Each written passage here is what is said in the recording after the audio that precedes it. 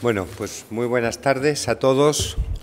Comparezco ante ustedes para darles cuenta del desarrollo de la conferencia sectorial que ha tenido lugar con básicamente un único punto del orden del día, que era el examen por parte de dicha conferencia de la Ley Orgánica de Mejora de la Calidad Educativa.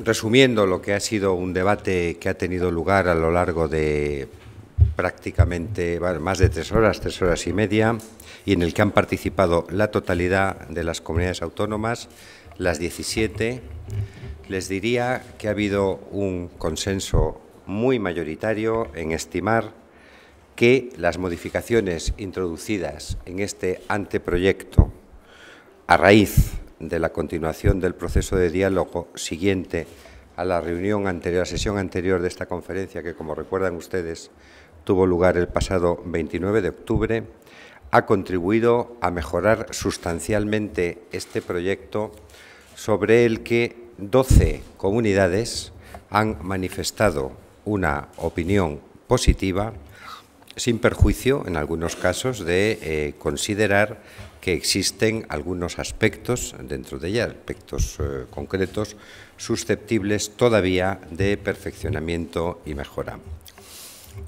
4 comunidades han expresado pareceres discrepantes en este sentido, y una comunidad, como saben ustedes, Cataluña, ha abandonado la sesión, apenas comenzada la misma, por motivos en fin, que la propia consejera de Cataluña habrá explicado y en los que yo, naturalmente, no quiero entrar en este momento.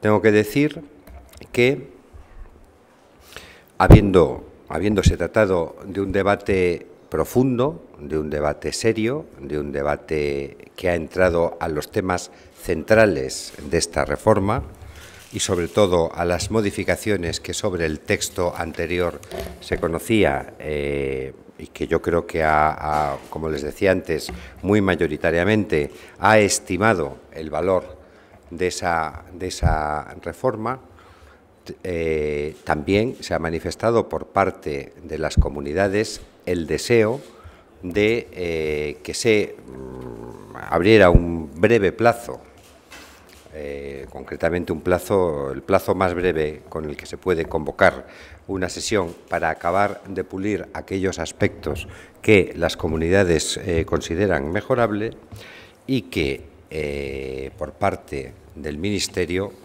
nos ha parecido que, teniendo en cuenta la extraordinaria importancia de este anteproyecto y teniendo en cuenta igualmente el papel extraordinariamente importante de las comunidades autónomas como administraciones educativas para su implementación, era lo razonable otorgar esa posibilidad de abrir un nuevo periodo de perfeccionamiento del proyecto, insisto, habiendo reconocido una gran parte de las comunidades autónomas la sensibilidad y la receptividad del Ministerio a las aportaciones que han realizado anteriormente, y hemos, por tanto, convenido unánimemente en convocar una sesión de la conferencia sectorial, la última de las que debe informar este anteproyecto de ley, para el día 19 del mes de diciembre. Y ahora estoy a disposición de todos ustedes, las preguntas que quieran formular. Buenas tardes, señor ministro. Una pregunta sobre la disposición adicional de las lenguas de las lenguas cooficiales. ¿A qué se ha debido que apareciera ese añadido al anteproyecto y que se presentara con tan poco tiempo para que lo conocieran las comunidades autónomas? ¿Se refiere a la 38ª y 39ª? Sí, a eso sí. Bien, vamos a ver. Yo creo que aquí hay 2 aspectos distintos. En el proceso de diálogo, sobre todo con las comunidades autónomas, se ha manifestado la importancia de disciplinar los principios generales del tratamiento de las lenguas cooficiales en aquellas comunidades en las que existe una lengua, además del castellano. En cuanto al tiempo, el tiempo, naturalmente, este es un proceso, estamos hablando de un camino prelegislativo y este es un proceso abierto. Entonces, lógicamente, las modificaciones se van incorporando a medida que se van recibiendo las aportaciones y que esas aportaciones se van valorando. Tengo que decir a este respecto que, en relación al texto que fue remitido ayer a las comunidades autónomas, hoy hemos presentado una alternativa con la incorporación de un elemento nuevo en lo que se refiere al tratamiento de esas lenguas cooficiales y que tiene que ver con la exigencia o con la inclusión de esas lenguas cooficiales a través de un procedimiento lógicamente distinto al que siguen el resto de las asignaturas que se incluyen en esas evaluaciones nacionales, pero la inclusión de esas lenguas cooficiales en la evaluación de ESO y de bachillerato. No porque estuviera en nuestro ánimo que no fueran objeto de evaluación, sino porque efectivamente en las modificaciones que se habían introducido en las últimas semanas podía quedar cierta ambigüedad respecto a si se incluían o no se incluían. Y naturalmente, cuando estamos hablando de esas lenguas cooficiales, entendemos que son las administraciones educativas, es decir, las comunidades autónomas, las que se van a responsabilizar de la evaluación de esa competencia, de la competencia en las lenguas cooficiales, y que esa evaluación se va a integrar a todos los efectos y con el mismo rango que la de lengua castellana en la evaluación final. Buenas tardes, señor ministro. La consellera de Cataluña ha salido diciendo que, a pesar de esta inclusión, de esta modificación en un aspecto de la adicional, pues que no es satisfactorio, porque al catalán se le sigue considerando una lengua de segunda o tercera al no ser considerada como troncal. A mí me gustaría aprovechar su presencia aquí para conocer su opinión. También se ha dicho que usted está utilizando el catalán como arma política y que está tirando por la borda un modelo educativo consensuado durante más de 25 años. En este sentido, me gustaría saber cuál es su opinión. Gracias. Mire, mi opinión en este sentido es muy clara. En primer lugar, no es cierto que si uno lee la norma correspondiente haya en ella ningún elemento, insisto, ningún elemento que minusvalore la importancia ni curricular ni de otro tipo del catalán. Se ha dicho por parte de la Consellería y de la consellera y también del Gobierno de Cataluña que lo que se propone en este anteproyecto va contra la inmersión lingüística. Es radicalmente falso, es radicalmente falso. De hecho, las previsiones contemplan específicamente el tema de la propia inmersión lingüística, porque cuando se habla de que las administraciones educativas podrán otorgar, en función del estado de normalización lingüística en sus territorios, un trato diferenciado a la lengua cooficial respecto del castellano en una proporción razonable, sin que en ningún caso pueda suponer, de hecho, la exclusión del castellano, se está diciendo exactamente lo mismo y con las mismas palabras que dice la jurisprudencia del Tribunal Constitucional y del Tribunal Supremo cuando se ha pronunciado sobre la inmersión lingüística. Y lo que esa jurisprudencia dice y lo que esta norma recoge es algo muy sencillo de entender y que nada tiene que ver con la interpretación que se ha hecho. He dicho, primero, que el catalán, como cualquier otra lengua cooficial, en que se estime que no se ha producido la normalización lingüística, puede ser utilizado en proporción superior a la del castellano, pero que eso nunca puede suponer la exclusión en la práctica del castellano o su reducción a una mera apariencia, a un mero requisito nominal.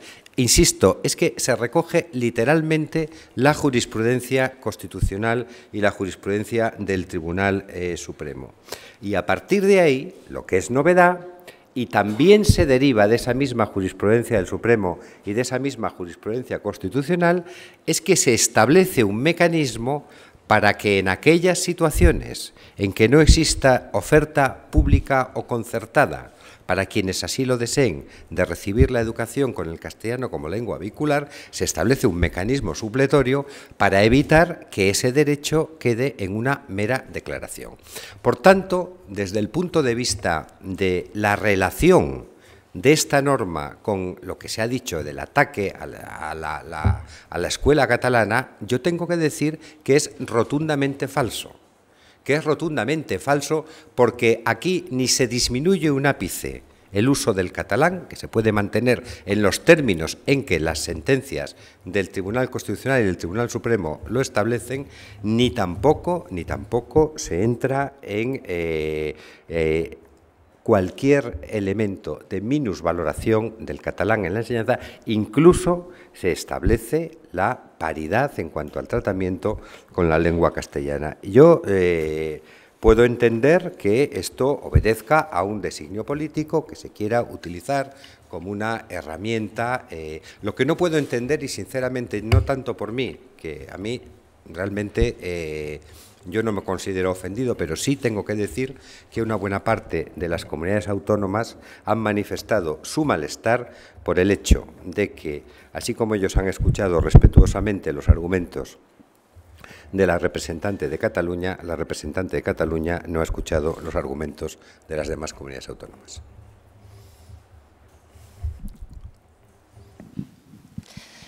Buenas noches. Yo quería saber a qué responde ahora mismo la necesidad de cambiar el régimen lingüístico catalán. ¿A qué necesidad responde? Pues, señorita, tengo que decirle que no le puedo responder a su pregunta porque no se cambia el régimen lingüístico catalán.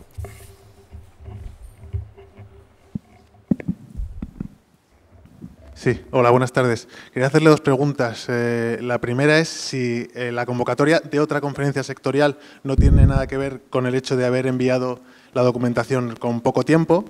Y, por otro lado, ¿cuáles son esas comunidades que han expresado su malestar? Gracias. Yo no sé, si he dicho malestar me he expresado mal. He dicho que han manifestado su desconformidad con el contenido de la reforma. Y las... No lo voy a decir. Si ellas quieren manifestarlo, lo manifestarán ellas. Vamos a ver. La conferencia sectorial se rige por un reglamento del año 99 que en su artículo 3 expresa cuáles son las competencias de esta conferencia sectorial respecto a los proyectos normativos y en su artículo 6, concretamente en el apartado 4, establece los requisitos formales de las convocatorias. En concreto, establece que las convocatorias se llevarán a cabo con 10 días mínimo de antelación, 10 días hábiles de antelación sobre la fecha, y este requisito se ha cumplido, y que junto al orden del día se distribuirá la documentación que se estime necesaria. Evidentemente, en un proceso como el que supone el del camino prelegislativo de una ley en el que se están teniendo y se están recibiendo sugerencias de muy distinto origen. Concretamente, la Secretaría de Estado se ha estado reuniendo con todos y cada uno de los consejeros de educación de las comunidades que lo han solicitado. Ellos han estado realizando aportaciones escritas, algunos de ellos aportaciones escritas, otros aportaciones orales, y una buena parte, como las propias comunidades han reconocido, se han recogido en este nuevo texto. En ese contexto, el hecho de que la documentación, concretamente el texto articulado, se haya enviado con una antelación relativamente escasa, se envió ayer por la mañana, podría, y así lo han entendido algunas comunidades, contravenir el hecho de que se acompañará con la documentación necesaria. Pero, como puede entenderse, en este caso, la documentación que se estime conveniente es la que se estima conveniente por parte de quien envía la documentación, que es en este caso el Ministerio. Desde el punto de vista jurídico, se nos dice que la convocatoria cumple todos y cada uno de los requisitos legales, precisamente por la naturaleza de que no estamos hablando de un texto cerrado, no estamos hablando de un texto petrificado que se pueda enviar con esa antelación. Ahora, esto no impide el hecho de que, como les decía antes, consideramos tan importante el parecer de las comunidades autónomas y consideramos que cualquier esfuerzo de aproximación y de profundización en el debate vale más la pena que el hecho de invertir una serie de días, relativamente pocos, como les he dicho, hemos convocado para el 19 de diciembre, que hemos optado sin ningún género de dudas por ampliar este plazo de consulta y de debate con la conferencia sectorial que que se ha convocado para el 19 de diciembre habrá celebrado 4 sesiones sobre este anteproyecto de ley, más de lo que ningún otro anteproyecto de ley educativa ha celebrado en este marco.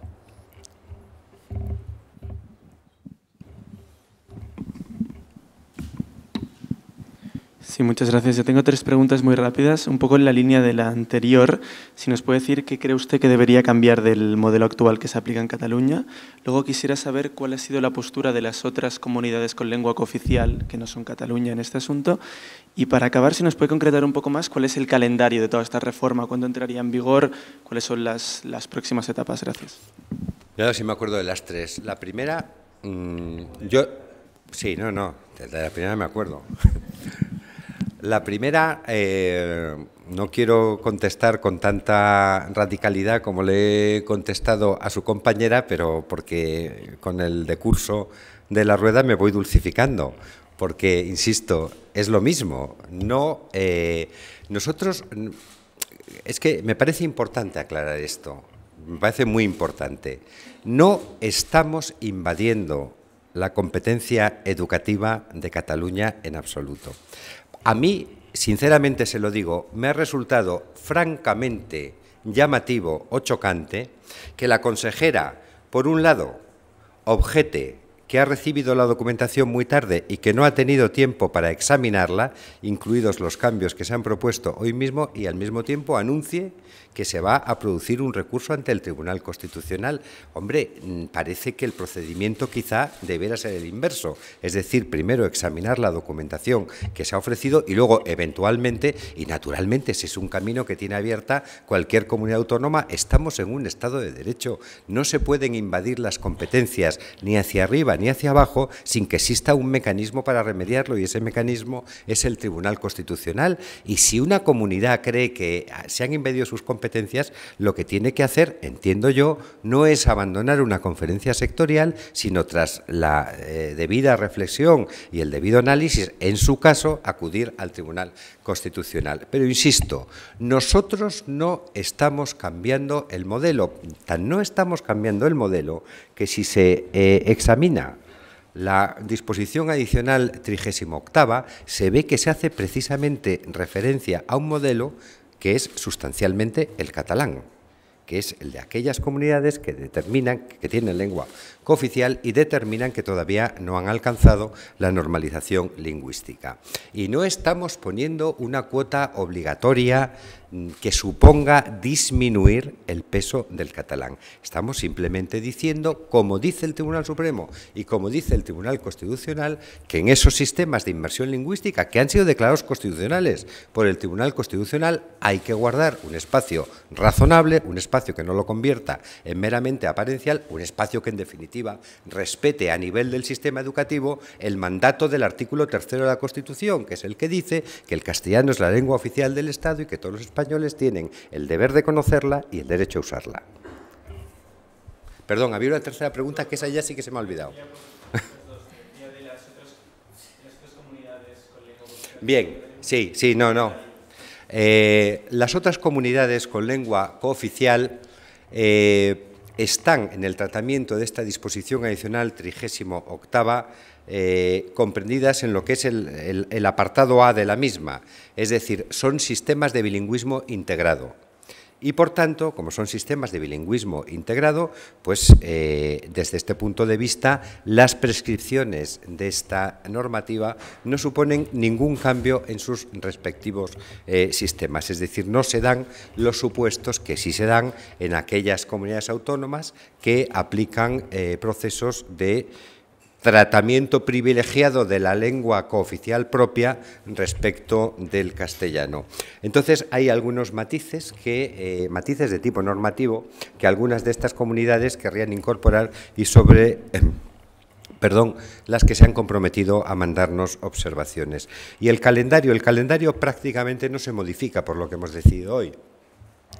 El día 19 tendrá lugar la conferencia sectorial y a partir de esa conferencia sectorial ya última que tenga lugar sobre la LOMCE, pues queda el eslabón más importante en términos formales de ese proceso prelegislativo, que es la consulta al Consejo de Estado. El Consejo de Estado evacúa su resolución en el plazo de un mes y a partir de ahí, lógicamente, el anteproyecto vuelve para su lectura definitiva al Consejo de Ministros y es enviado inmediatamente al Congreso de los Diputados.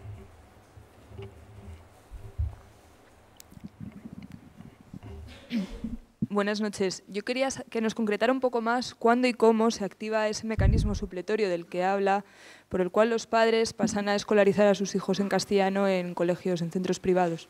Gracias. Pues cuándo y cómo, yo creo que está claramente expresado en el apartado B de esta disposición adicional 38ª. Se activa cuando en el municipio o zona limítrofe la programación anual de la Administración educativa no contempla oferta docente pública o concertada usando el castellano como lengua vehicular. Es decir, no puede, solo se activa eso cuando una persona, un estudiante, cuyos padres deseen que se escolarice con el castellano como lengua vehicular, acreditan que no existe en la programación educativa plaza disponible en esas condiciones, es decir, que ni en el municipio o en la zona limítrofe existe oferta educativa en la que se use el castellano como lengua vehicular.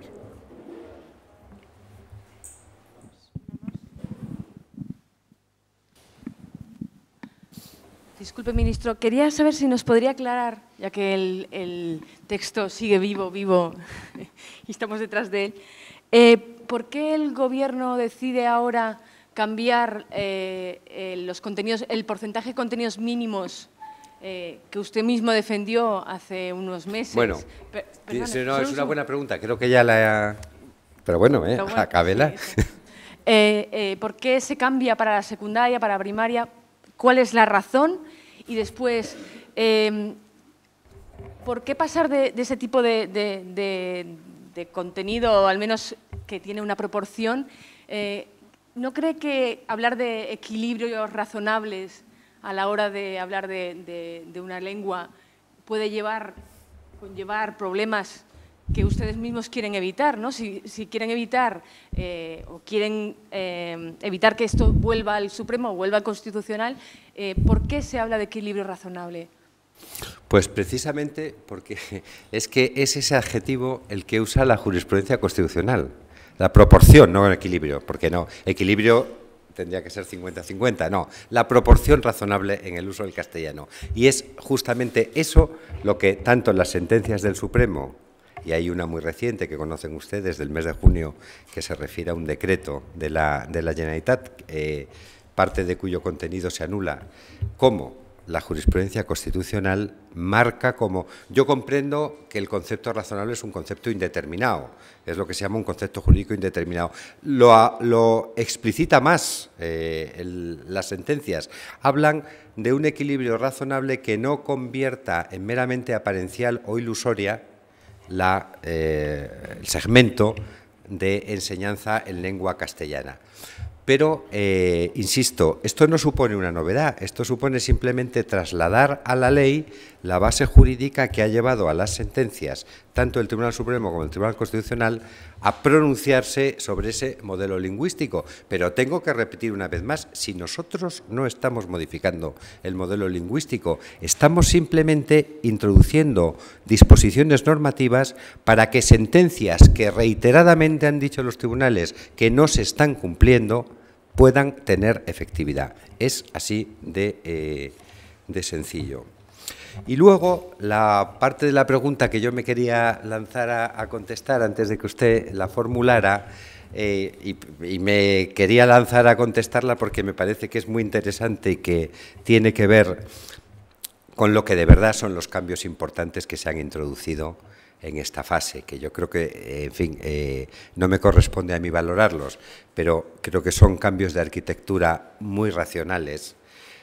Aquí ha habido un cambio con respecto a la primera versión que es fundamentalmente fruto de aportaciones, diría en la mayor parte de los casos, de las propias comunidades autónomas, que nos ha llevado a pensar que en vez de la rigidez de los porcentajes que teníamos incluidos en el primer borrador del anteproyecto, era, teniendo en cuenta cuáles son los objetivos de la reforma, que es, sobre todo en lo que se refiere a garantizar un mínimo de homogeneidad en un determinado número de asignaturas a través de todo el sistema, era más racional, más comprensible, si se me permite la expresión, le diría más cartesiano, esta estructura de bloques. Pero me interesa destacar especialísimamente un aspecto. Los bloques no establecen ni mucho menos una jerarquía entre las asignaturas. Por eso hablamos de troncales y no de instrumentales, porque hay asignaturas que no son instrumentales y que están incluidas en el bloque troncal.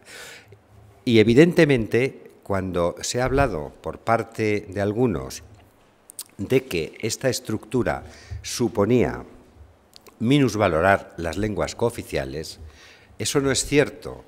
No es cierto porque la troncalidad no tiene que ver, en este caso concreto, con la importancia asignada a la asignatura, sino con quién tiene la competencia del establecimiento de su currículum y de su evaluación.